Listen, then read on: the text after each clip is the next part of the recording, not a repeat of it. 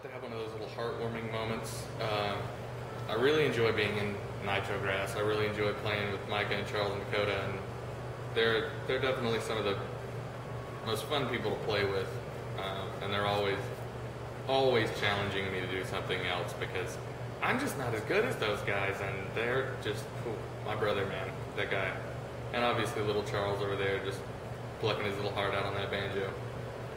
Either way, yeah, I really love being in Nitrograss. It's a very romantic tale about how I got my mandolin. I went into cash converters and saw it hanging there, and I was like, you know what, this thing actually plays pretty well.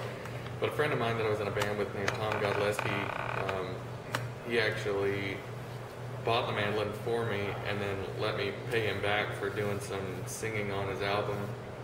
And then I named it Woodstock because the headstock of it looked like a little bird off Snoopy. And ever since, it's been a decent mandolin for what I paid for it. It's my best friend, sort of. How long have I been playing mandolin? For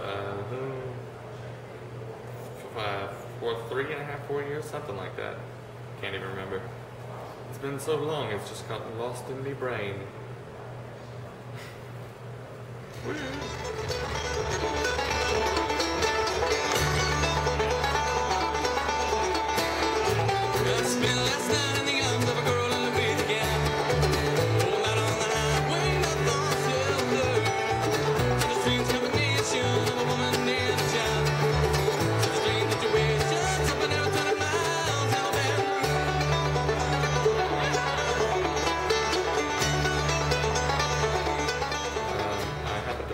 Plethora of instruments, pretty much anything but brass. I never could figure out how to play the trumpet, but I started off as a drummer. Guitar is whatever. Played bass in bands for a long time, and I played the saxophone. That was very short-lived, and then the cello, which I wish I still played, but I don't, however.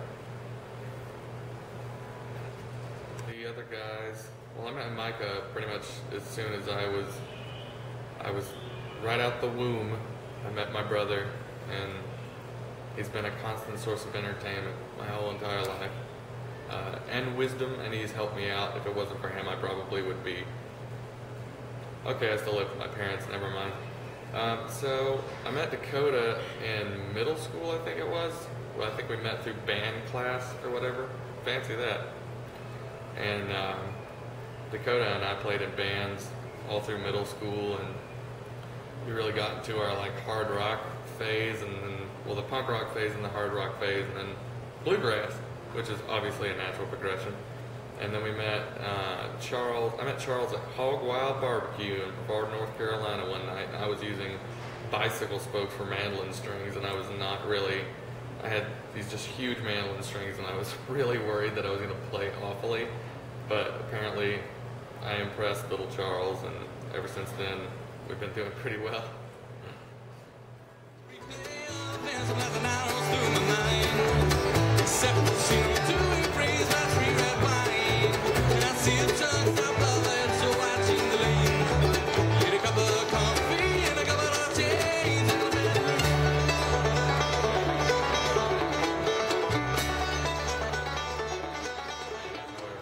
In the middle of writing a song for the new Nitrograss album, and it is not necessarily bluegrass, but I think people will like it quite a bit. The song is really fast-paced and kind of space grass, I guess you would say. It's very up-tempo, kind of whimsical sounding, so I don't know what I'm going to call it yet, but it's probably going to be something like Captain Geach and the Shrimp Shack Shooters, so keep an eye out. My odd little story upon the question, do I ever get nervous? This is so weird. I can get up on stage in front of how many ever people, and I'm just like, hey, what's going on? I'm half beer, half Caleb, how you doing? Then, if I go to pay for anything by myself at like a Walmart or a gas station, I'm terrified. It's really weird. I don't know why. I don't like doing anything by myself. I'm usually like, if I'm ever anywhere and I'm just like, hey, will you come with me? It's because I'm like terrified to live by myself, but as soon as I'm on stage, I'm just gonna like, well, it's all downhill from here. Or up, I'm not sure. Is downhill easier? Never mind. The origin of Nitrograss. Like I said, my brother and I met Charles Wood, or I did, at Hog Wild Barbecue in Brevard, North Carolina. And Charles was like, "Yeah, Micah, I think you ought to bring your little brother along again." And then I kept playing some gigs with them, and then we kept telling Charles, "Yeah, we have Dakota in the band, or we have Dakota with us, and you need to bring him on and play some gigs." And he played one gig with Dakota, and then we were pretty much, Charles was like, "I think we ought to start a band," and we didn't really know Charles that well, and so we were like, "Okay, Charles, sure." And then finally he was like, "Yeah, I think we really ought to start something," and then we did. But I think the first unofficial Nitrograss gig was at Lake, it slips my mind, I think that's an Indian term. And there was, I don't know, it was for some Ukrainian people. It was really fun. That's how the band started.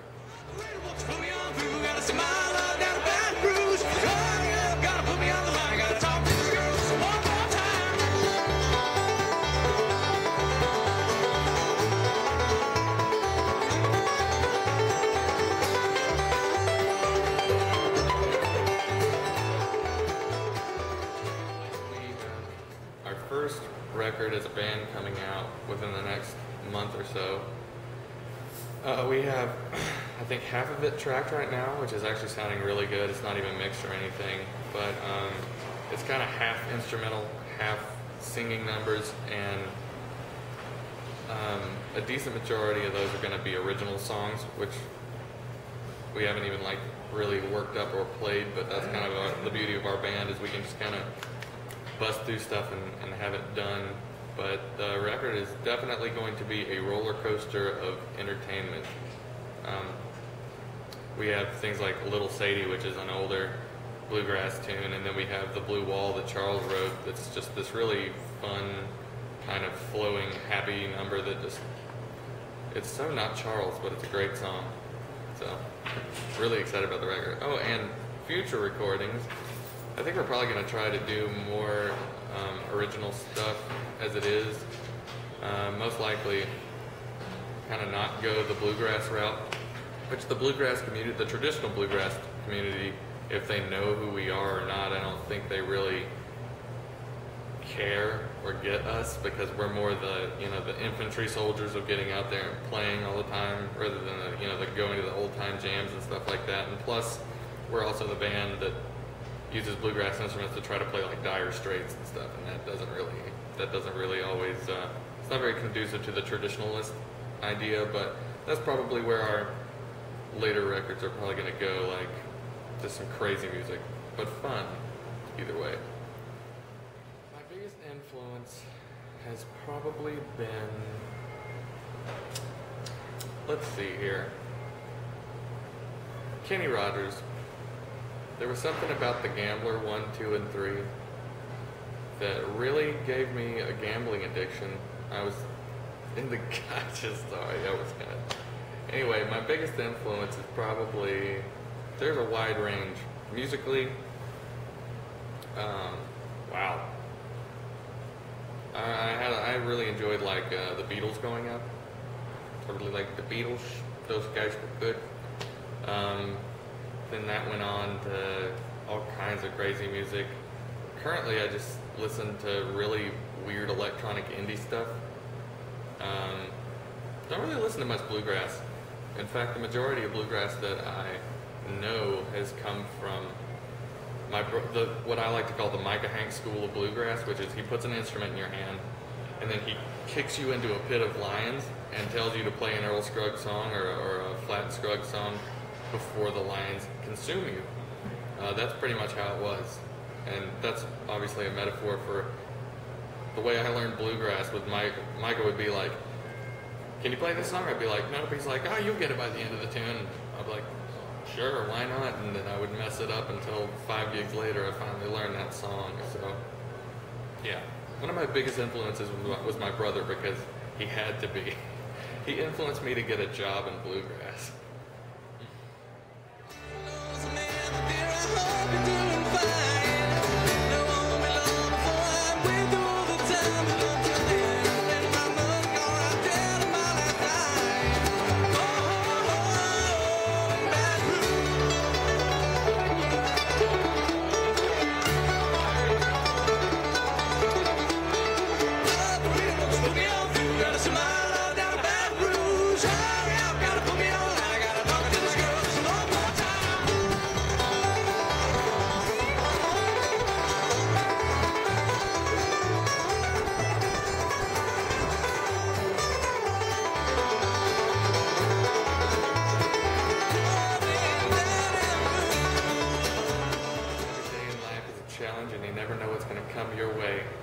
motto is, that's just another crazy day in the slam bag and living the razor's edge life in the fast.